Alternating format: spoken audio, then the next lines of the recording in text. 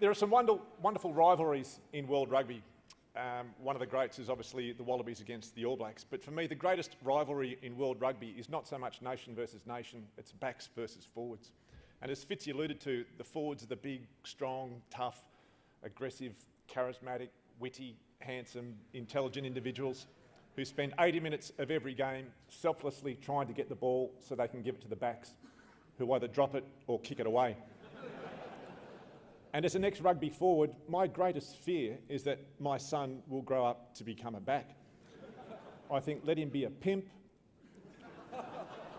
or a lawyer if you must. But please keep him out of any jersey numbered 9 through 15. And it is something I do worry about. And I got to the point where I woke up with this headache that had hung around for days, and half a pack of aspirin wouldn't make it go away. And I knew the thing that caused it, and it made me feel depressed. It wasn't too much alcohol, just simply too much stress. So I rang my local doctor in my quest to get it fixed. A chat and some prescription drugs I thought would do the trick. I drove to my appointment and arrived in ample time, then sat and watched and waited till the next name call was mine. I walked into my doctor's room, he's checked me up and down, then peered over his glasses and asked me with a frown, "Are you worried your blood pressure might be up again? Or is your gout and hernia a cause of constant pain? Are you being bothered by your bulging lumbar disc, your slowly failing eyesight, or your subcutaneous cyst, your rheumatoid arthritis, or those ulcers on your tongue, your kidney stones, your fungus, or those dark spots on your lung, your low sperm count, your dodgy knee, that cancer on your hand, that rash around your anus, your grotesquely swollen gland? Well, surely then you're worried about your pending heart attack." "No," I said, "I'm worried that my son's become a back." "He's only short in stature, and his thighs and arms are small. He cries when he gets injured, and he cannot catch the ball.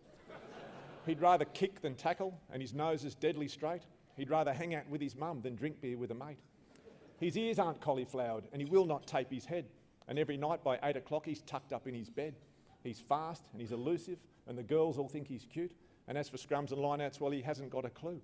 His body isn't hairy, and he very rarely sweats. He'd rather read a book than play in winter when it's wet. He's never sculled a schooner, and he's quick to bite and scratch. He whinges, whines and finds my Gary Owen's hard to catch. He's never punched a punching bag or bench pressed his own weight or stacked the bar and squatted doing sets of 6 to 8. His head is bigger than his neck. He can't secure the ball. He's never seen a prop up close or drove a rolling maul." As I described the symptoms, my good doctor simply smiled. I said, "You do not understand. This is my only child. I tell you, Doc, I'm worried. Is there something I can do?" "Give it time," my doctor said. "Your son is only 2.